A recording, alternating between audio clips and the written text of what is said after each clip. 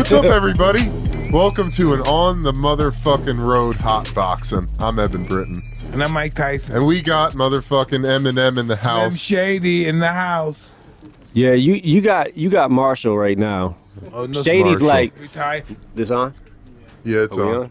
Yeah. Okay. Yo, I'm so excited, man. I if I start getting weird, just stop me. It's all good, man. Weird is good on this show. Okay. Yeah, we get a little weird. Okay. Yeah, no, I know we met at Kimmel, and I didn't get a chance to we didn't get a chance to talk, you know? I'm such a fucking huge fan. Thank you. I can't even Thank you. I can't even I feel like a kid right now, man. This is crazy. I remember I listened to your first album. It was a long time ago. It really didn't go nowhere, but I listened to rap, and I heard you talk about cuss. Oh yeah. Yeah, the first album, I believe it was. Yeah, man. I've seen pretty much every documentary, every fight I've seen, everything that's available. You know what I'm saying? I'm humbled right now. I feel like a kid again. Why did you become who you were? Why did I become who I was? Yeah. Why would you want to do this? You know? I just loved hip hop growing up as a kid. I just, it was it spoke to me more than any other music I had ever heard before, from early Ice-T to Fat Boys, and then LL Cool J, Run DMC, Beastie Boys, and it just I don't know. It was I didn't first I was a fan of the music, you know what I'm saying, before I even thought about rapping. LL Cool J was the one who made me first start writing rhymes. And I was 12, 13 maybe. And it sucked. I wasn't good, but I had to keep practicing. I gave it up for a little while, then I started again back when I was 15 and started being able to kind of put songs together. And then I just was I'm starting to, I was never really good at much else, So I don't know. Once I found out I was decent at something, I just kind of focused and just, went for it. That's interesting, because I remember I was in a juvenile detention center, and we heard we heard rappers we said, what the fuck was that? Yeah. How could it be? Because we heard it in the streets in our neighborhood, but we never thought it'd be on the radio. Yeah. And it was on the radio, and we were like, what the hell was that? And we were just all blown away. The thing that our music was being played on the radio. Yeah. How about the fact that Rapper's Delight was a seven some odd minute song? Yeah. And the radio played it. They played it from top to bottom. It was so popular. It was all off the hook. Mm-hmm. And then Nucleus jam on it. Jam on it. Yep. Yeah. Yeah, man. Dum. Yeah. That was I never really got into rock and roll or R&B or blues or anything like that. I just I'd listen to songs on the radio or whatever my mom was listening to in the car, but once hip hop came along, I just felt man, this is I don't know, I just was all in. Yeah, hip hop was I just can't even imagine it gave you pride. Yeah. Us being the prototype of hip hop. At the beginning of it, it gave us pride to know that our music, people talk the way we talk, was being on television, being on the radio and stuff. Yeah. Yeah, it gave us a lot of pride back then. Yeah.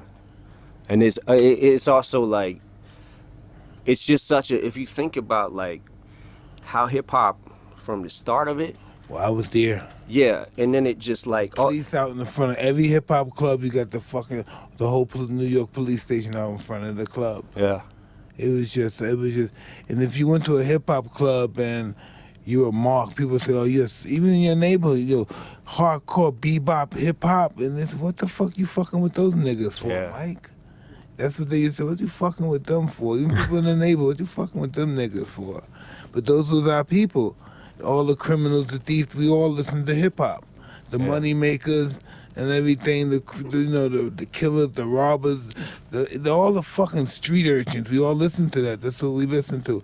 And as soon as we listen to, we enjoy it. But we surveying everything. We're looking at the people with the jewelry, the coats, the clothes, and looking nice. And then we're getting ready to get them after the club is over. Yeah. And that's just what hip-hop was about. All the robbers and thieves would come in there, they enjoy the music, but after it was over, we going to rob.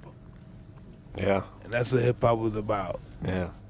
Once Breakin' came out, the movie Breakin', and then Crush Groove and Beat Street, man, it was like, yeah, it just put the whole culture of hip hop on the map in a place where you could see with the music. You know what I'm saying? You had the visual, and you had you know, graffiti. You must say, "This is my way out" when you saw that. When you started getting good, you must say, "This is my way out." When I started being able to put songs together, and I started like, figuring out like, well, I might be almost as good as that rapper. You know what I'm saying? So I'm gonna keep going, and then I start, I learned so much. Like I studied. How old were you when that started? Hip hop. The first time I heard anything, my Uncle Ronnie brought over a tape of the Breakin' soundtrack, and it had Reckless on it from Ice-T. Once upon a time, a DJ's task was just to play records. What more could you ask? I know Colors. Yeah. Colors was hard. My Uncle Ronnie started liking rap before I did, and then he kind of introduced me to it. And right around that time, I think, the movie had just come out, and I saw the movie, and I was like, yo, I love it. And it just, I don't know, it just spoke to me in a way that no other music had spoke to me before. I understand that. How old were you when you first started putting it out there? Like started rapping or doing rap battles? Well, I had a weird trajectory. Like I was afraid, like I was afraid early on, like 15, 16 years old, I was afraid that to go into any clubs or anything like that to say my raps, because I felt like I wasn't good enough yet. So I had to get to a certain spot, and then I was trying to I was just making songs, and one day I got a call from my boy Proof, and he was like, yo, you need to come up to the hip-hop shop. And I was like, what is the hip-hop shop? And he's like, yo, just come to the hip-hop shop, write something, come up here. And Proof, remember Proof, Nani? He ran shit in Detroit. We me and him came up together, and we came up rapping together, but he would kind of go do his own thing, and then I'd be working like at factories and stuff like that, and Proof was out there like on the grind, and he started making connections, and then he met Jay Dilla, Slum Village, and a lot of the early Detroit hip hop that was like exploding onto the scene. Like Proof was such a part of that. And I got a chance to, when I went to the hip hop shop, I was like, what the fuck? He was like, yo, I'll clear everybody out. I'll have like 10 people, right? And you rap in front of them. And if they don't like you, they're gonna tell you they don't like you. if they do like you and they fuck with you, then So I went there, I said the rap. I got some people jumping around and shit, and I was like, okay, this might be it for me. And then that's when we start having battles at the hip hop shop. And we was having like a battle every couple months or something. Every 2 or 3 months. But every Saturday, I would make sure that I didn't have to work till 4 o'clock because I was going to the hip hop shop every Saturday. So every Saturday for me was, and this is early 20s, was St. Andrews Hall on Friday night, Saturday, hip hop shop, Tuesday, Ebony Showcase, and then anybody that knows Showcase is a fuck. I gotta battle him tonight. He's here. Yeah, well, that's what happened. I started battling, and then in the hip hop shop, the first battle that we had there, I won it. But what we was doing, Proof was taking names and he was putting them in a hat. Like if you want to sign up to battle, you just put your name in the hat. He picks a name, picks another name. So it'd be like Bizarre versus B Flat. And then they'd go at it. And it was, you know, and then me versus whoever. I remember one time I battled Conniver, who was in my group, D12, but we weren't a group yet. I battled, Vaughn. And then I just started, like, I met a few people that got me out of just Detroit, and I went to like 97 Scribble Jam, and I went all the way to the end, and then I lost to this guy named Juice, who to this day is still a really good fucking rapper. And I think that he's so good that it's okay that I lost to him. You know what I'm saying? But He's still in Detroit rapping? no, this was Cincinnati. Yeah. Yeah, the Scribble Jam was in Cincinnati. That was 97. And then from there I met Wendy Day, and she put me on her battle team. She had this battle team that was an event in LA called the Rap Olympics. And she put me on that team. I went out to LA and then got in that battle at the Rap Olympics, went all the way to the end and lost again. The last dude. And I was like super discouraged. I just got evicted from my house. Had to break in through the back of the house. Shit, yeah. The dude that we was paying rent to, he wasn't paying the rent with it. So one day this is literally the day before I go to the Rap Olympics and thank God for Wendy Day, man, because she paid for my plane ticket. But that day, we're like, what the I come home from work, me and my boy, and we're like, what the fuck? All our shit is on the lawn. I know that very well. So, yeah, so... On the eviction, man, and they decorated your fucking lawn with your furniture. Yeah, and people was rummaging through it and shit. You gotta wait outside for nobody to take your shit. Yeah, yep. So that happened, and then I had to break into the back because I had nowhere to stay. So I had to break into the house through the back window, which was my old window. Broke in, slept on the floor, got up the next day, went to the Rap Olympics, and by the first prize was $500. And I needed that $500, man, and I lost. And I was like, I was fucking devastated. And then this kid, Dean Geislinger, walks up to me and he's like, yo, man, you got one of those CDs? And I was like, yeah. And I kind of just tossed it to him, right? And didn't think nothing of it. I didn't know that Dean worked with Jimmy Iovine. So he gave it to Jimmy. Jimmy gave it to Dre. And I'm back in Detroit now, fucked, right? I have nothing, like nowhere to go. And I get the call and I'm like, oh shit, you know, this is about to happen. Wow. It was fast. Didn't seem fast, did it, to you, huh? Nah, I did not. Yeah. Yeah. Nah, but I just gotta say, like, I bro, you are like a god to me. Like bro, you've done so much in your life, man. It's like just so crazy to be the heavyweight champion at 20 years old. Well, you're not chopped liver yourself. I'm just saying. Well, I'm saying though, but I'm just saying, man. Like I don't know. It takes a lot to be the champ. Like it takes a lot, and you know, I remember seeing the first couple fights when I was younger, when you were first like starting to really pop. I had heard about, yo, you seen this guy Mike Tyson? Man, he's knocking motherfuckers out in 10 seconds. Like, and the first fight I saw was, which one was the first fight I saw? I think it was with Trevor Burbank. 86, something like that. And man, you knocked him down 3 times with one punch. Like, I was like, what the fuck? And ever since then, it was like, when you fight, somebody's getting knocked out. It's just a matter of what round. You know what I'm saying? Yeah, and like, it comes from humble beginnings. You know, I had to, in order to be the champ, I had to get beaten a couple of times. yeah, I had to learn. yeah. Yeah, boxing is hard, man. It's hard. Like, I've been boxing for like 13 years. Just sparring, just messing around. I mess around with Emmanuel Stewart. Oh, and he's the best. Yeah. He's the best. Yeah, man. He had all the champions back then. Yeah. Kronk Jim was just so fucking, man, everybody was coming down here to see the fighters and stuff. Yeah. Emmanuel Lewis had all the celebrities coming down. He was the man back then. Yeah, man. Yeah, he was such a nice dude, and he would come over. He'd come over to my house, and we spar like twice a week. He'd bring his boxers from the Crunk gym. Ooh. I know And Ricky Womack, yeah, they were really great fighters. Yeah, this was. I remember the amateurs when we were fighting for the Olympics. Those guys were really great fighters. Yeah. Yeah, man. And Emmanuel was like, this was like 12, 13 years ago, right?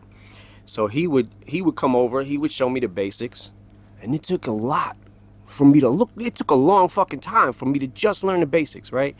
So then he started like after a couple months of us doing it, and they were just like, you know, up and coming kids and stuff like that would, you know, and just you want to spar with them, and they're like, okay, cool. Yeah, for sure. So I got a funny little story. So he's bringing his boxers, and we're probably like 6 months in, and he's bringing his boxers like every week, right? And I'm getting my ass whipped, but I'm staying with him, right? I'm getting some good hits in. I feel a little bit good about myself. So one day he comes over and he brings his boxer from Crunk, and I'm in the house, and I remember like I was on the phone or something. So when I came out, the dude that he brought had his headgear on, right? And and I'm like, oh, okay, I guess he's ready. So I put my strap on, my headgear, and we're going at it, and he kicked the shit out of me. Fucked me up. So after we're done, we go like 3 rounds, right? I don't think I got one hit in. After 3 rounds, he takes off his fucking headgear. And I said, man, how old are you? He said, 14. I was like, man, I fucking quit. I'm done. Yeah, man. You know, it's just it's funny when you say that, because some fighters just they mature real early. They may at 14, 15, they may be the best they ever been, and they're not good anymore. Yeah. That's just how it is in life with people. They mature. They peak at a certain age. I peaked at like in my 20s and stuff. Some people peak in their 30s. Some people peak in their teens. It's just weird. I feel like if you hit me, I would probably die. Like right now. Like I still feel like you could get in there and just fuck people up. Wow, listen, you feel that way, and I don't even have that in me anymore. I don't even have the mentality to feel like I have to fucking kill everybody's family and stuff. I just don't have that. Yeah, but I mean, I still feel like you still look like you could punch a fucking brick wall and put a hole in that bitch. Yeah. I saw recently, Nani was showing me a video you did where you was just fucking around and you was trying to show these dudes how to. I think it was a body punch or something. Yeah. Yeah. Yeah. And how you jump to the side real quick, jump to the other side. Like, man, he could get in there right now and fuck up anybody. Well, customers a lot of people say, Mike, let's fight. He just believes that, you know, you can fight at any age fighting. Fighting, yes, you can do forever if you have the desire to do it. Fighting's all about spirit. If you want to do it, you can do it at any age. Yeah. But it's like, but nobody knocked people out in the way that you did.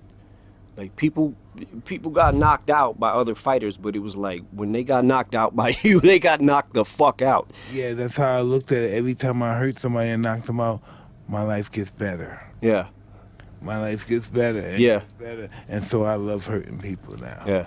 Because my life is getting better, and I'm getting the fucking girl, I'm getting the mansion, I'm getting the planes, I'm getting the boats, I'm getting whatever I want. So hurting is beautiful. And my perception of my life at the time. Yeah. But it's like to be a fighter though, it's like it takes a special kind of person, it takes a special kind of commitment. You know what I'm saying? Commitment is it's almost like you almost have to give your happiness up to accomplish your goals. Right. Because you're gonna when you do in anything, if you want to be the best garbage can collector in the world, anytime you want to be the best in the world at anything, there's gonna be disappointment. Yeah. Yep. There's a lot of competition. And there's going to be guys that peak at a younger age that he's going to blow you away when he's a kid. And then you're going to deal with a guy that blows you away when he's an old guy. Yeah. And then it's going to come to a time when you're experienced enough, the next thing you know, you start blowing everybody else. Everybody gets their turn. Yeah. You know, that's just what it is. Everybody gets their turn. Yeah, but it's like you're right though, because like for me, rap is like a 24/7 job, and it takes a lot of dedication, right? And you just stay sharp with the pen and stuff like that. But it's a different kind of discipline to do that. You know what I'm saying? Like, and the balls to get in the ring and fight in the first place. That, listen, you know why I used to love anybody that gets in the fucking ring, because you just think about it. As human beings, what fighters do, we avoid all of our life getting into a fight. And that's what a guy does every day of his life. He fights every day of his life, and we avoid that shit. Yeah. It's humiliating if you're not on the right side, and if you don't know how to fight and then you still win, it's humiliating. Yeah. You know, 'cause you're gonna get hurt. You know, Right. so people avoid fighting. You know, Yeah. it's not normal. People are not supposed to fight. People are not structured to fight. Our hands are not developed to fight. Even for a boxer, they break. That's why we have to wrap them up and everything. We just not, human beings are not designed to fight. Yeah. But we do it all, it's just part of our DNA. To kill one another is just DNA, who we are, is part of our, any form of murder is a form of self-hate, Yeah. you know. When you kill another person and stuff, it's you reflecting on yourself, how you feel about yourself.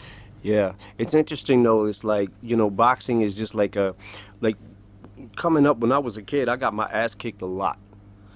I fought, I lost, I fought, I won. You know what I'm saying? And and there was a point in time where I started getting in enough fights and winning enough fights that I felt confident until I started learning some of the fundamentals of boxing. And I'm like, Yeah. I don't know shit. I know nothing. Like, Listen, we all believe in here that if you get involved with boxing, it's a tough man sport. Boxing's not a tough man sport. A tough guy's gonna get hurt in boxing. He's gonna talk funny at the end of the day. Yeah. No one's gonna understand him. This is a thinking man sport. Only the smartest win. yeah, When you get a certain level, yeah, only the smartest win. Tough guy is not. This is not a tough man sport. yeah. No, look, man, I also know you got a heart. So it's like, you fuck somebody up and then feel bad later. Yeah. And you'd be like, because you'd be nice to him after the fight. Like, I hate you during this fight, and then I don't hate you anymore, and I actually feel bad because you might die now. That's who we are. That's that's our fear. Yeah, We're like that. We're vicious. We're ferocious because of the fact that we lost before and we've been disappointed before. We don't want that feeling anymore. yeah, The thought that we have to go back to Brownsville, you have to go back to 7 Mile. That fucking fear. That's our biggest fear, to go back where we started. yep. Oh yeah, Subconsciously, that's our biggest fear. yep. And have to see those people who we grew up with and say, hey, I made it and I fucked up. I'm back here with these people. Yeah, yeah, yeah. Milton Berle used to tell, I had lost the fight and I was depressed, and Milton Berle said, what the hell are you depressed for? You know, doing bad is going back to Brownsville. you made $30 million. Why are you depressed? Yeah, These old Jewish guys, these vaudevillian guys can't understand why these guys lose a fight for $30 million or $20 million and now he's crying. yeah. He just couldn't understand. He said, if I want to watch, he never went to the fight. He said, if I want to watch 2 millionaires fight, I used to get out of my house in Beverly Hills. Yeah. Because they were fighting all the time. Right. Hey, but I want to tell you said we really entertained your immersion in rap. We thought that was beautiful. Everybody, and all nationalities and everything. We had to say you're the best. You put it down. We watch you battle. We watch you not battle them, but we watch you compared with the best. We watch you do songs with Jay-Z. We watch you do all those guys, and you got really ill. Oh, thank you, man. You got really Thank you. Ill. No doubt. One of those songs he said, yeah, you saw me before. I didn't have all these swords before. But you say you had armed with these guns and swords before. Yeah. Oh yeah, yeah. Yeah, you met me before. Oh, Yeah, you didn't have all these guns and swords before. Yeah, I didn't have all these arsenal of weapons before. Yeah. Marshall will step in the door. Yeah, yeah, yeah. That was the Biggie song. Yeah. Yeah, you Yep. fucking... Listen, are you conscious that you know you're rapping like J and B, you know you got to blaze, right? You know you got to put it down, because if you don't put it down, people going to say, oh, nigga, he shitted on you.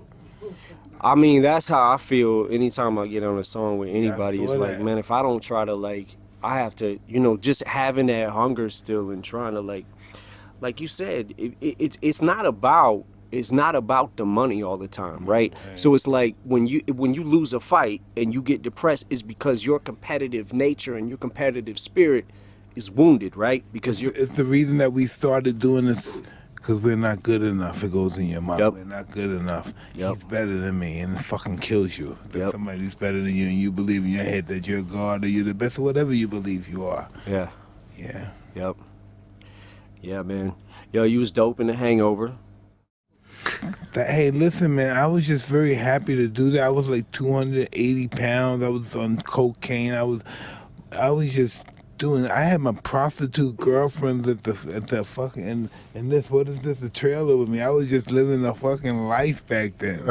I had listen. When I did The Hangover, I didn't know. I went to the club, and the clubs in Vegas, they let me in all the private, And so when I went in this private spot, I saw these white people in these white crew, and I was looking at these people. But then I saw those two girls. What's those two girls? The two twins. What's their name? Oh, They're I really forgot. rich. The Owen. What's the? Olsen twins. Olsen twins. Olsen twins. So yeah. I saw the two. I saw one. I saw one of the Olsen twins with these guys, and I'm in and it's just open. It's closed to them. And then the bodyguard, let me in.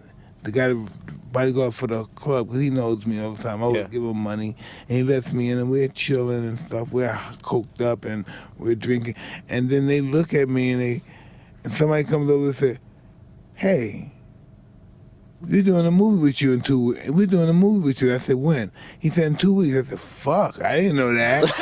What the fuck? Yeah, I said, "Fuck, I didn't know that." And so I'm on this movie. I'm doing this set and stuff, and I'm just a mess back then. So I do this movie, and I don't think this movie is shit. I'm high all the time. And then I'm in a restaurant.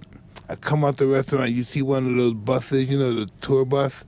They see me. They must have went to the movie and saw the preview because the movie wasn't out yet. Yeah. And then when they saw me, it must have been like 30. They all got off the bus and said, "We love you. We saw you in the movie." And then my friend Zip, who's no longer with us, he said, "Hey, we got something here. We're back." We're back.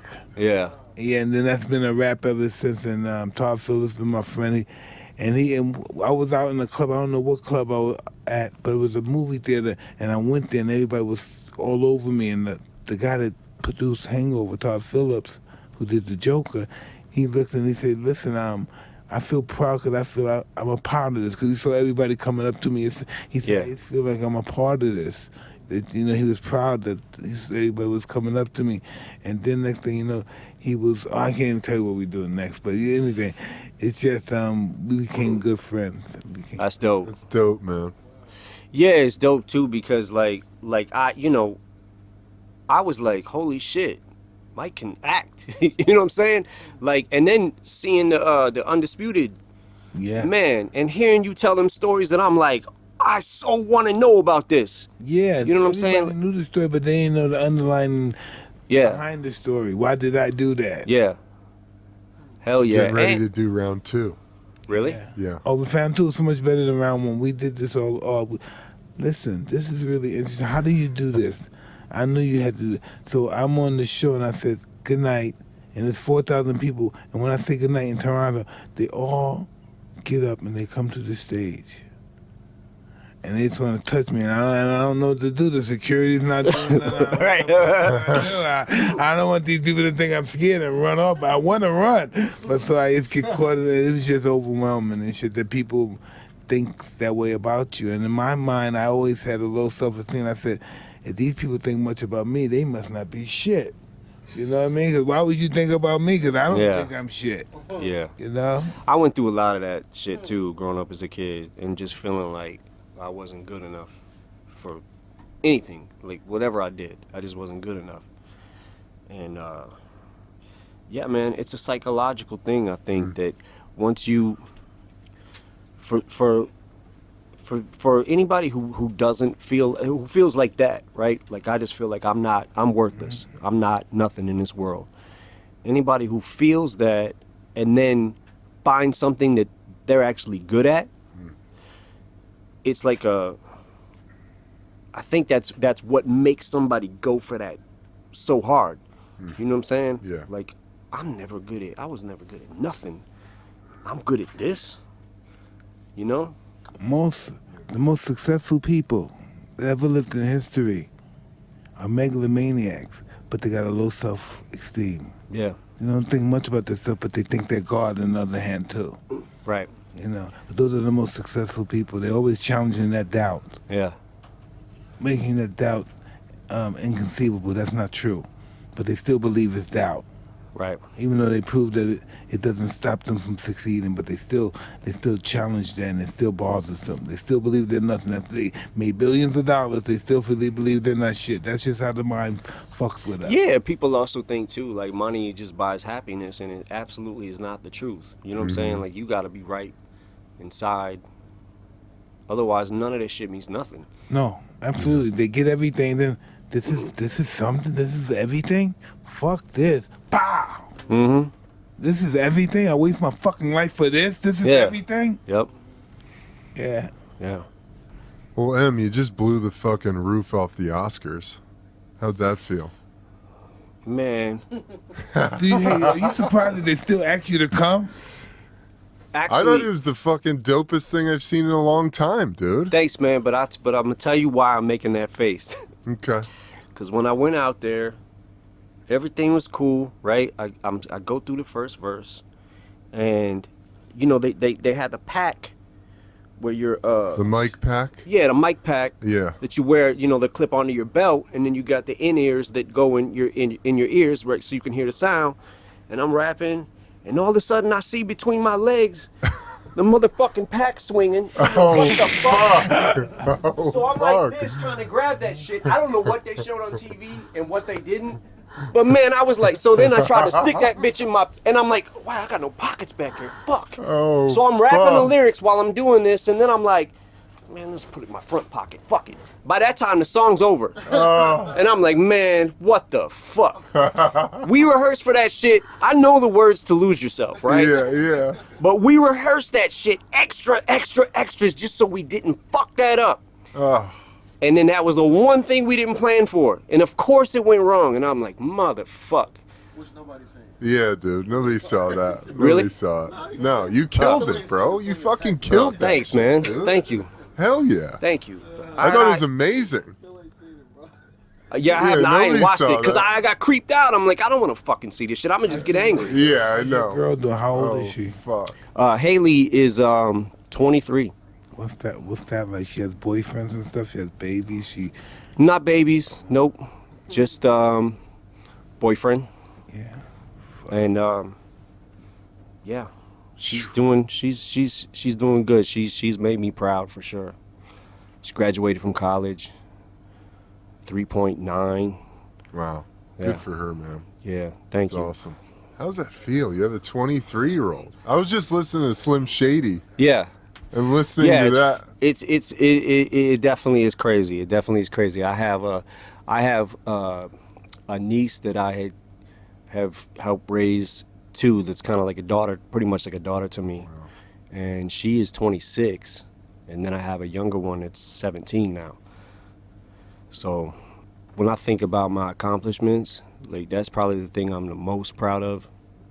You know, is being able to raise kids.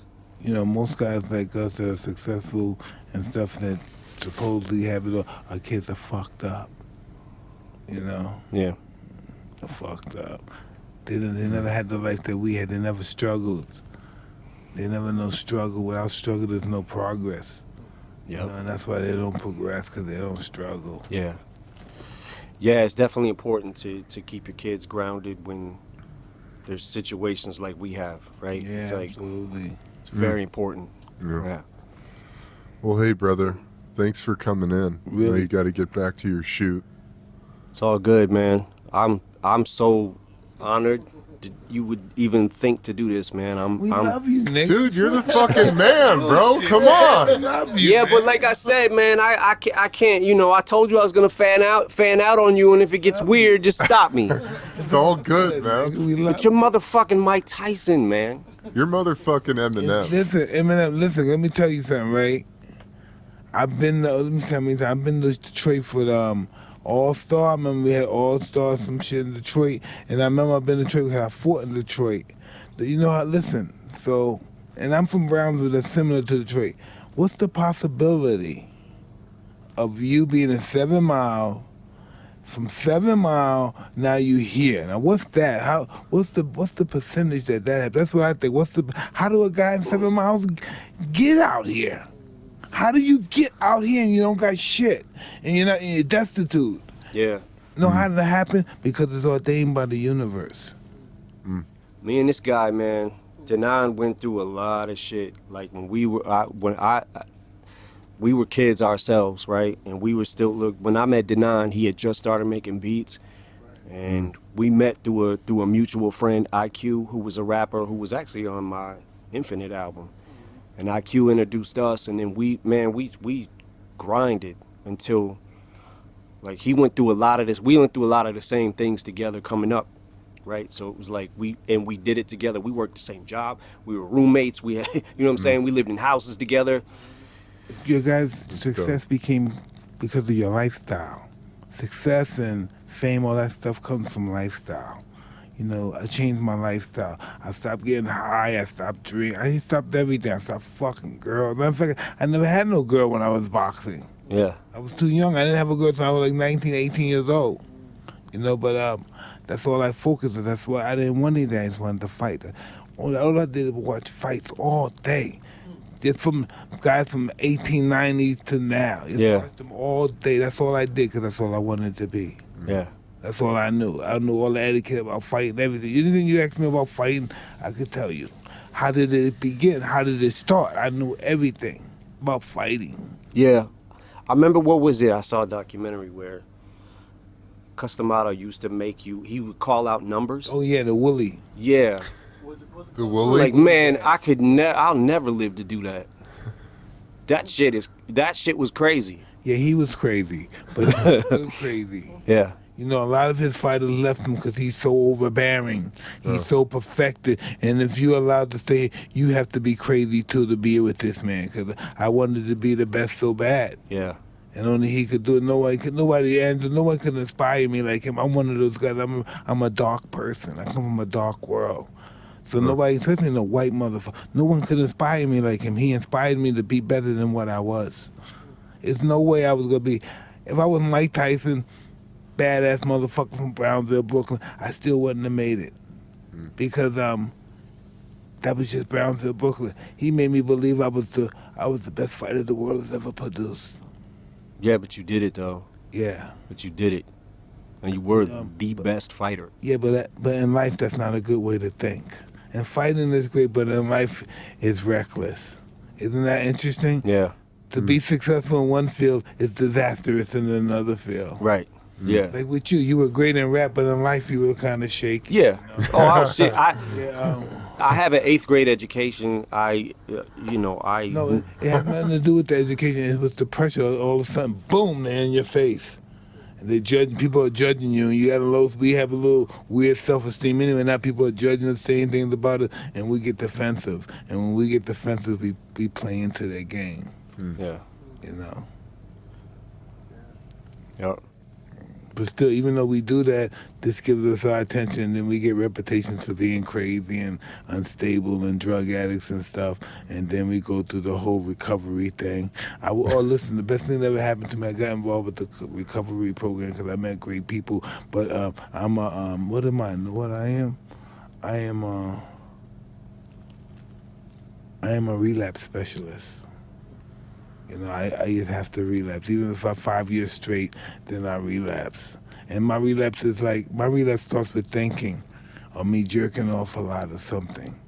You know, and no, that just start me off. I start looking at my porn, and I start jerking off, and then I start looking at fucking prey. Then I look at people who I never thought about fucking and stuff, who's real close to me, and that's just who I am. You know what I mean? Those are my habits, and those are my flaws and shit. Yeah. Oh, the people around me, man, my people think I'm fucking nuts. Yeah.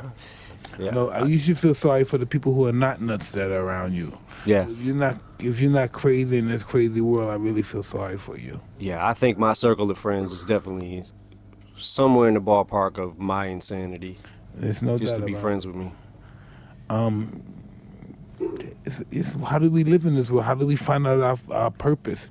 You're born, and most of us are born fucking in bad situations, and then we say, wow, what's wrong with us? Why are we here? Mm-hmm.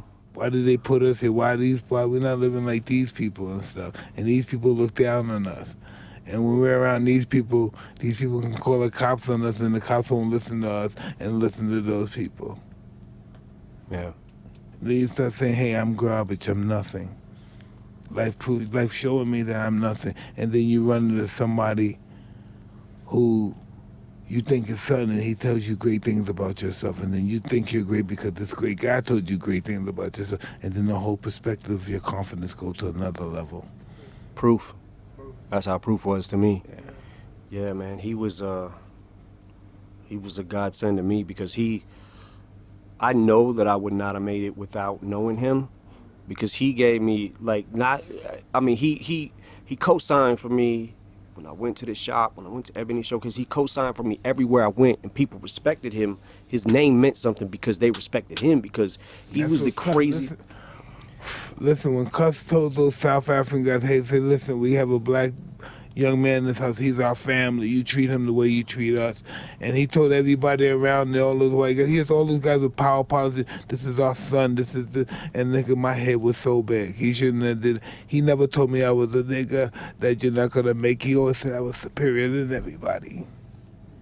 You know, isn't that a trip? He told me I'm better than everybody. And the reason why those people bother me, because they're jealous of you. He never had put doubt in my mind that I was fucked up, even though I believed that he just shattered that and made me into my mind I thought of myself a demigod. It's crazy because that's the one thing you needed. That's Yeah, the one thing you needed in your life to feel doubt. like you was special. No, That's how Proof made me feel. It was my like, confidence was so low. I had such a low self-esteem. I was just a criminal. When I first met Cuss and I saw his house, I'm gonna rob these white motherfuckers. And then he kept talking to me and gave me self-esteem. And then he made me want to be his watcher. If anybody said anything about him, I would kill them. I believe you. No, I'm serious. I believe you. I believe He you. had my mind just like that. If anybody disrespected it, he has made me feel something. He made me feel like something I never felt before. And I said, if anybody disrespected me, I would fucking kill them. That's just how. Yeah, man. Because in the ghetto, that's how you show your love, by killing somebody or hurting somebody for somebody. Yeah. Yep. I gotta ask you, when you was going into like them early fights, right? When you first started coming up, and you walk into the ring, what is that shit like? It's really orgasmic. It's almost like you felt, did you feel like part of you nervous, like tense, but the other part like you gonna kill somebody? No, I'm not nervous. I'm scared. Ah, I'm scared. yeah. Because I'm a scary guy. Because I've been picked on in my life. I've been abused all my life. People did anything they wanted to me. So I have natural fear of not being safe. Yeah. That's who I am naturally. It's in my life. That's who I am. So now I got it with this weird self-confidence and violence and stuff. So now I'm sadistic because I'm afraid I'm gonna get hurt. Yes. I'm an animal now. Yeah, so it's like I gotta hit this guy. I gotta hurt this guy before he hurts me. Absolutely. Yeah. And not only do I have to do it, I have to do it spectacularly for more people who want to see me do it again. And more people did. The more I hurt them, the more spectacularly I hurt them, the better my life would be. Yep. And that's how my mindset was. That's crazy though. Cuss loves hurting people, other fighters. He loves breaking their ribs, their eye sockets, their cheekbone. He just loves, he just wanted to see how people work under those circumstances. Yeah. And I just never seen nobody like hit so hard before. Like I don't like that's gotta be something like what is that? Like I got credit for my punching speed, but it wasn't my punching power. It was the accuracy, and I was fast, so I got the punch there before the hard punchers got there. You know, some guys are hard. Like Foreman's a hard puncher, but he just pounds you, hits you in the shoulder, hits your arm, and it fucks you up. I'm precise. I'm hitting you here. I mean, everywhere I hit you is a reason, and normally I get the right results most of the time. yeah, it's like the way you sit down on your punches. And when you throw those hooks to the body and shit. The objective is for the guy don't see the punch. Those are the punches that knock you out. Yeah. You know. That's crazy though. Hell yeah. Well, dude, Yeah, I think you gotta head listen, back. man, can I tell you something? This is really good. We know you don't do this stuff. Yeah. And this is really cool. You don't have to thank me, man. It's equal. Like you coming here is like such a big. We were talking about it, and it was in the treatment. Mike Tyson knocks him out, and I'm like, we're not gonna get Mike Tyson. We can't get Mike Tyson. I'm like, if we get Tyson, like that's the top of the fucking food chain. That's That's how we feel about you. We're feeling Yeah, like, man. God, this is the biggest fucking interview. And I interviewed everybody, Tony Robbins, all these fucking interesting guys and stuff. But this is the best one. This might be my biggest interview right here. Yeah, man. You're the man, dude. Thank you. Thank you, bro. Thank you, man. And you're not no guy somebody gave anything. Everything you got was fucking not even given to you, fucking slaved for it. You know what I mean? Yeah. You're the only white guy that knows what it's like to be a nigga. Not sure how to answer that. But Thanks. yeah, nah, man. It's One of the few white guys to know that pressure, like, fuck, I ain't shit. They ain't doing me like, they treating me like a fucking nigga. I bet he probably said the fuck blacks get treated better than me. I mean, you know, we all got our story. Yeah, we do. Yeah. We do. Yeah. But yeah, man, I'm super honored. I can't believe we were able to get you for this video. It's Oh man, that's awesome, man. it's a fucking honor. Ordained, everything in life is you know, it's just always mapped out from our birth to our death. This is how it's ordained to be. It's planned to be. Tell us about being. Marshall's sober. too How's humble that to be, feel? huh? How's that feel being sober? We can't. Being sober? We don't have time. We don't have time. Look at him. He looks great. I'm used to it now, Hey, but it Hey, was hard everybody. at first. thanks for watching this episode of Hotboxing. Thank you to Eminem. Thank you to our brother here for joining. Yeah, man. Until next time, I'm Evan Britton. I'm Mike Tyson. I'm Marshall Mathers, and if we didn't have to do a video right now, I'd be sitting here probably asking like questions for another 2 hours. We'll do it again. We do it again. We get We'll part do it two. again, Part bro. 2. I really appreciate it. Thank you. All right. Oh.